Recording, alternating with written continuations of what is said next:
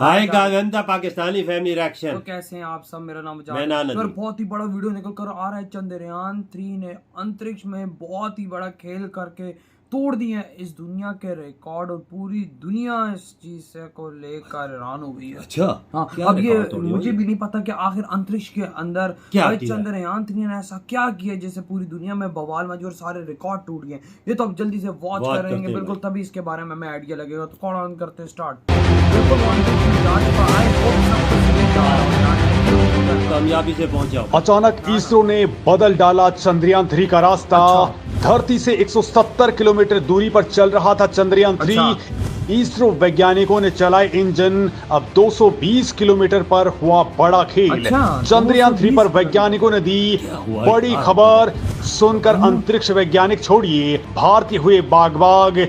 दोस्तों, इसरो के स्पेसक्राफ्ट चंद्रयान 3 पर एक और जाबड़ न्यूज सामने आई है। इसरो ने अचानक से भारत के चंद्रयान 3 के इंजन को स्टार्ट किया है, और दोस्तों इसके बाद इसरो के नाम एक और कामयाबी जुड़ चुकी है। बड़ी बात तो यह है दोस्तों कि चंद्रयान 3 ने अब पूरी दुनिया के स्पेस मार्केट में आग लगा करके रख दी है, क्योंकि एक के बाद एक बड़ी कामयाबी को जानकर अब एक साथ 4 ऐसी न्यूज सामने आई हैं जिनको सुनकर के आपको भी लगेगा कि इसरो ने असल में क्या खेल किया है। और दोस्तों, इस उड़ान से इसरो अब कैसे भारत को स्पेस की महाशक्ति बनाने जा रहा है, दोस्तों ये बातें मैं आपको बताने वाला हूं इस वीडियो के अंदर। लेकिन उससे पहले आप जान लीजिए कि इसरो वैज्ञानिकों ने आखिर इसरो के इंजन के साथ में क्या कुछ किया है, क्यों इसे चलाया है, और इसकी वजह से क्यों नासा लगातार भारत के इस मिशन पर अपनी मॉनिटरिंग कर रहा है। वो क्यों चाहता है कि इसरो का मिशन किसी भी तरह से कामयाब हो जाए।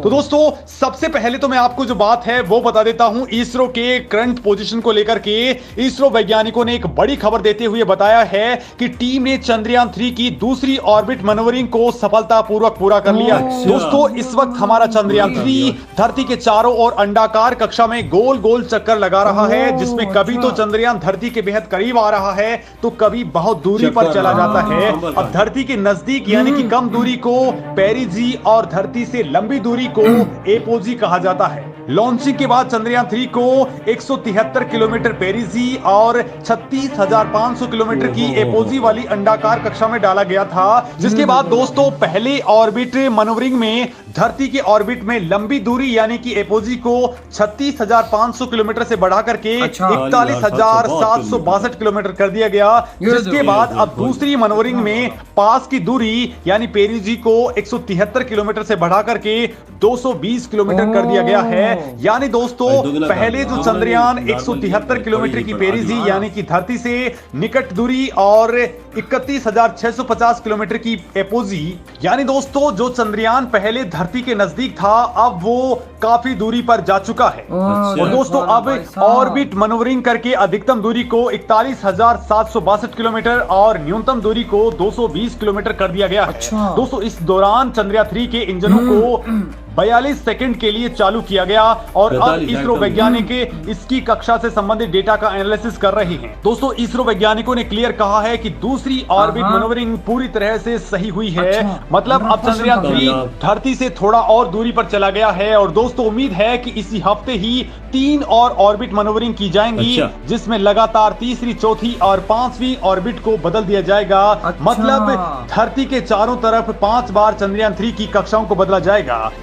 और दोस्तों, इसी की वजह से 31 जुलाई 2023 को चंद्रयान 3 धरती से 10 गुना ज्यादा दूर जा चुका होगा। इसरो वैज्ञानिक एपोजी में लगातार बदलाव करके इसकी दूरी को बढ़ाते रहेंगे, तब तक बढ़ाते रहेंगे जब तक कि ये धरती से करीब 1 लाख किलोमीटर दूर नहीं हो जाती है। और दोस्तों, यहां पहुंचने के बाद वैज्ञानिक एक सिंगल शॉट मारेंगे, जिससे चंद्रयान 3 को ट्रांस लूनर इंसर्जन में भेज दिया जाएगा। मतलब दोस्तों, इसे चंद्रमा के लिए तय लंबी दूरी वाले सोलर ऑर्बिट में भेज दिया जाएगा, और उसी दौरान 5 दिन लंबे ऑर्बिट में यात्रा करने के बाद 5 या फिर 6 अगस्त को Chandrayaan 3 lunar orbit insertion stage में चला जाएगा। और इसके बाद चंद्रयान 3 के प्रोपल्शन मॉड्यूल को एक्टिवेट किया जाएगा, ताकि इसे और ज्यादा नजदीक धकेला जा सके, या ठीक से कहें तो इसका इंजन स्टार्ट किया जाएगा, जो फाइनली इसे चंद्रमा की 100 किलोमीटर वाली कक्षा में पहुंचा देगा। यहाँ पर दोस्तों 17 अगस्त को प्रोपल्शन सिस्टम चंद्रयान 3 के लैंडर और रोवर से अलग हो जाएगा। प्रोपल्शन मॉड्यूल के अलग होने के बाद लैंडर को चंद्रमा की 100 ×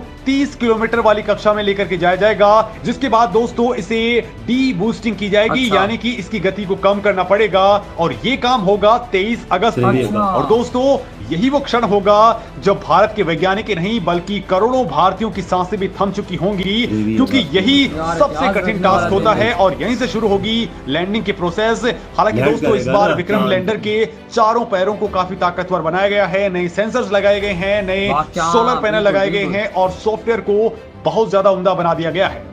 मतलब दोस्तों इस बार जो एल्गोरिदम है वो पूरी दुनिया को हैरान कर रहा है। मतलब दोस्तों इसरो अपने मून मिशन चंद्रयान 3 के लिए इतिहास रचने को तैयार है।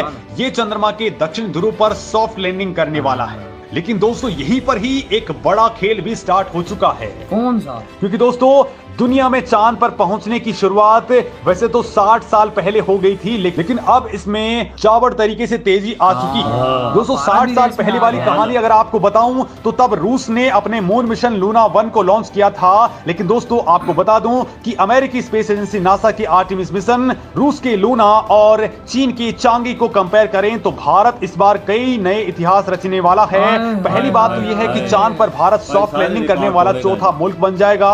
और दोस्तों उससे भी बड़ी बात यह है कि चांद पर सॉफ्ट लैंडिंग के बाद चंद्रयान 3 उसकी सतह से मिनरल्स की खोज करने वाला है। इसके साथ ही चांद के ऊपर भूकंपों, सतह की थर्मल प्रॉपर्टी, प्लाज्मा के साथ ही धरती से चांद की सटीक दूरी का पता भी ये लगाने वाला है। इतना ही नहीं दोस्तों, मिट्टी में मौजूद केमिकल और मिनरल्स का स्तर इसके जरिए पता लगा लिया जाएगा। बड़ी बात तो ये है कि जो काम आज तक अमेरिका और रूस नहीं कर पाए वो काम इसरो करने वाला है, क्योंकि खुद अमेरिका कह रहा है कि वो 2025 में अपना मून मिशन आर्टेमिस लॉन्च करने वाला है। और दिलचस्प बात यह है कि भारत के चंद्रयान 3 मिशन से मिलने वाली जानकारी नासा को बेहद काम आने वाली है और इसके लिए वो बेताब भी है ताकि उसके आर्टेमिस मिशन को चांद पर सही तरीके से उतारा जा सके। दोस्तों बाकायदा व्हाइट हाउस ने कहा है कि चंद्रयान 3 का डेटा भविष्य में आर्टेमिस मिशन में होने वाली ह्यूमन लैंडिंग के काम आने वाला है। भारत ने आर्टेमिस समझौते पर हस्ताक्षर किए हैं, जिसके जरिए भारतीय मून मिशन से जो भी जानकारी मिलेगी वो भारत को अमेरिका के साथ शेयर करनी पड़ेगी। और दोस्तों ये अमेरिका के काम भी बहुत ज्यादा आ सकती है। वैसे दोस्तों आपको बता दूं कि चंद्रयान 3 की लॉन्चिंग के साथ ही इसरो ने वो होड़ शुरू कर दी है जो चांद पर सबसे पहले पहुंचने के लिए शुरू हो चुकी है। दुनिया की तमाम स्पेस एजेंसियां चाहती हैं कि वो भी चांद पर पहुंचें और वहां की आबो हवा के बारे में जानकारी जुटाएं। अमेरिका, रूस और चीन पहले ऐसा कर चुके हैं। रूस ने दोस्तों सबसे पहले अपना मून मिशन 1959 के अंदर लॉन्च कर दिया था, जब उसने लूना 1 को अंतरिक्ष के अंदर भेजा था। दोस्तों रूस ने अपना आखिरी मून मिशन लूना 24 को 1976 में लॉन्च किया था। इस मिशन के जरिए वैज्ञानिकों ने चांद से 170 ग्राम मिट्टी जुटाई थी और अब रूस अपना लूना 25 मिशन लॉन्च करने वाला है। रूस अगस्त के मध्य में इसे लॉन्च कर सकता है। दोस्तों स्पेस एजेंसी रोसकॉस्मोस के मुताबिक लूना 25 को सोयूज रॉकेट से लॉन्च किया जाएगा। तो वहीं दोस्तों अमेरिका की बात करें तो चांद के लिए अमेरिका ने अपने सबसे पहले सर्वेयर अभियान चलाया था, जिसके जरिए 7 मानव रहित विमान इसके जरिए भेजे गए। चंद्रमा पर सॉफ्ट लैंडिंग के बाद वहां पर मिट्टी के नमूने जुटाए गए और उसके बाद में अमेरिका ने अपने अपोलो 11 मिशन के जरिए पहली बार चांद पर अंतरिक्ष यात्रियों को उतारा। तो वहीं चीन की बात करें तो चीन ने अपने मून मिशन चांगी 4 को 2019 में लॉन्च किया था। अच्छा उसको भाई तब किया था उसने लॉन्च। और दूसरी तरफ देखो बाबा, भारत का ये जो चंद्रयान 3 अंतरिक्ष में क्या कर रहा है, स्पीड पे स्पीड पकड़ता जा रहा है। वहां पर किस तरह बड़े बड़े चक्कर लगाता जा रहा है। 2 से चक्कर कंप्लीट अपने कर लिए हैं, तीसरे चक्कर की तरफ बढ़ चुका है। 5 चक्कर मारेगा उसके बाद सीधा निकल जाएगा भाई चांद की तरफ। वहां पर ऐसे ऐसे चक्कर मारते मारते वो चांद पर लैंड करेगा।